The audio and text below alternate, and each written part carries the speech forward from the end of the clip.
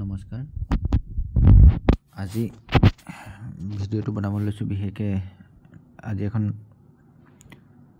Notice আহিছে। নটিচখনৰ লগতে আপোনাৰ হেৰিও আছে, ডকুমেণ্টছ ভেৰিফিকেশ্যনৰ লিষ্ট এখন আছে, দেখাই আছোঁ আপোনালোকক, তাৰ বিষয়েও জনাম।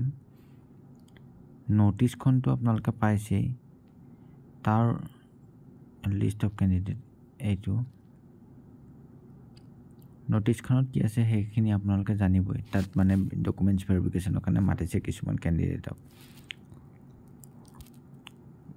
আপোনাৰ physical documents verification list of cited petitioner in the respect of preparation of merit list of না, মানে মেৰিট লিষ্ট বনাবৰ কাৰণে, প্ৰিপেৰেশ্যন কৰিবৰ কাৰণে ডকুমেণ্টছ ভেৰিফিকেশ্যনৰ কাৰণে কৰিবলগীয়া হৈছে এওঁলোকৰ এক্সট্ৰাকৈ চিটেড পিটিশ্যনাৰ।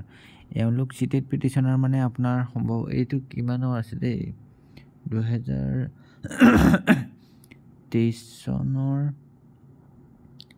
লাষ্ট যিটো আছিলে তাৰ আগৰটোত, লাষ্ট যিটো ৰিক্ৰুইটমেণ্ট হ'ল তাৰ আগৰটো ৰিক্ৰুইটমেণ্টৰ কথা কৈছে দেই। এইটো মানে 22 চন আছিলে নেকি, মই পাহৰিছোঁ, সম্ভৱতঃ 22 চনেই আছিলে। 22 চনৰ যিটো এডভাৰটাইজ আছিলে সেই এডভাৰটাইজটোৰ এগেইনষ্টত কেছ কৰিছিলে। এইখিনিত কেছ কৰাৰ সময়ত মোকো মানে কৈছিলে, নোকোৱা নহয়, কিন্তু মই তাত মানে ইণ্টাৰেষ্টেই নাছিলোঁ হেৰি কৰাৰ কাৰণে, এই কেছ কৰাৰ কাৰণে। মই ইয়াৰে বহুতক দেখিছোঁ, আমাৰ মানে তেতিয়া গ্ৰুপ আছিলে, গ্ৰুপত পইচা তুলিছিলে, কথা পাতিছিলোঁ, তো তেওঁলোকক মানে গম পাইছোঁ তেতিয়া। সেইটো গ্ৰুপেই হ'ব এইটো। আৰু এইটো এনেকুৱা ধৰণৰ হয়, মানে যেতিয়া তুমি আপোনালোকে কেছ কৰে, সেইটো যিকোনো এটা এডভাৰটাইজৰ এগেইনষ্টত কেছ কৰে। এইটো ধৰক আমাৰ 24 চনৰ এডভাৰটাইজ, এই 24 চনৰ এডভাৰটাইজটোৰ এগেইনষ্টত তেওঁলোকে কেছ কৰা নাছিলে, কিন্তু তেওঁলোকৰ এতিয়া জাজমেণ্ট ওলাই আহিছে। তো মানে এইবাৰ এডভাৰটাইজৰ লগতে তেওঁলোকৰ এপইণ্টমেণ্ট পাব, কিন্তু পোষ্টখিনি যে সেই আগৰ এডভাৰটাইজটোৰ এগেইনষ্টতে তেওঁলোকে এপইণ্টমেণ্ট পাব। এই নতুন যিখিনি পোষ্ট আছে তাত তেওঁলোকৰ এপইণ্টমেণ্ট নহয়, এইটো পোষ্ট সম্ভৱতঃ এড হৈ যাব, নহ'লে সেইটো হিচাপতে পোষ্ট বঢ়াইছে চাগে, কিন্তু এওঁলোকে আগতে এপ্লাই কৰা এওঁলোকৰ যিটো একনলেজমেণ্টো আগতে থাকিব। তো এতিয়া এইখিনিৰ কেণ্ডিডেট নহয়, কাৰণ এতিয়াতো চিটেটক এলাউই কৰা আছে। তো এইটোত আপোনালোকে কনফিউজ হ'ব নালাগে, এওঁলোক পুৰণা কেণ্ডিডেট, পুৰণা এডভাৰটাইজৰ এগেইনষ্টত কেছ কৰা মানুহ। তো তেওঁলোকক ভেৰিফিকেশ্যন মানে জাজমেণ্ট এতিয়া আহিছে, তাৰ ফলত তেওঁলোকৰ ভেৰিফিকেশ্যন এতিয়া হ'ব আৰু এপইণ্টমেণ্ট এতিয়া হ'ব। তেওঁলোকৰ পোষ্টখিনিও পুৰণা, মানুহখিনিও পুৰণা, ঠিক আছে। এইটো কনফিউজ হ'বলগীয়া একো নাই। আৰু মানুহ আপোনাৰ 615জন আছে, তাৰ ভিতৰত তেওঁলোকৰ কিমান ৰিজাৰ্ভ কৰিছিলে মই সেইটো নাজানো।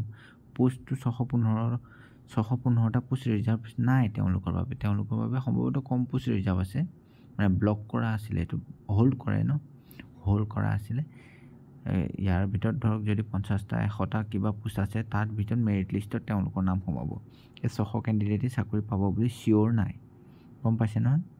615জনেই চাকৰি নাপায়, তাৰে যিমান পোষ্ট ৰিজাৰ্ভ কৰা আছিলে, যিমান পোষ্ট হোল্ড কৰা আছিলে, সেইটো পোষ্টতহে এপইণ্টমেণ্ট পাব।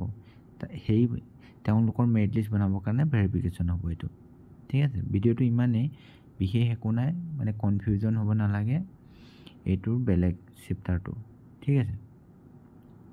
আৰু বেলেগটো একো নাই। এইখিনি এতিয়া মই কৈছিলোঁ আপোনালোকক ফাৰ্ষ্ট উইকৰ পৰা ভেৰিফিকেশ্যন হোৱাৰ কথা আছে, কিন্তু এতিয়া 8 তাৰিখলৈকে যদি এওঁলোকৰ হয়, ধৰক তাৰপিছত হেৰি আহি যাব, পূজা আহি যাব। পূজাটো নৰ্মেল ভেৰিফিকেশ্যন নহ'ব চাগে, তাৰপিছতহে হ'ব। আৰু ধৰক 14-15 তাৰিখৰ পিছলৈ গুচি যাব যেন লাগিছে, অক্টোবৰৰ মানে 16-17 মান। তাতে আকৌ কোনোবাই কমেণ্ট কৰিব নালাগে, মই আগতে অক্টোবৰত 16-17 কিবা তাৰিখ কৈছিলোঁ হ'বলা নেকি। মোক এজনে মেছেজ কৰি কৈছে বোলে আপুনি দেখোন অক্টোবৰত কৈ পেলাই এতিয়া দেখোন হ'লেই বুলি। দেখা যাওক, ফিৰবি অক্টোবৰ মাহত কিন্তু ভেৰিফিকেশ্যনটো হ'ব। ভিডিঅ'টো ইমানেই আছিলে, বিশেষ দীঘলীয়া নকওঁ, মই দীঘল ভিডিঅ' বনাই ভাল নাপাওঁ। ধন্যবাদ।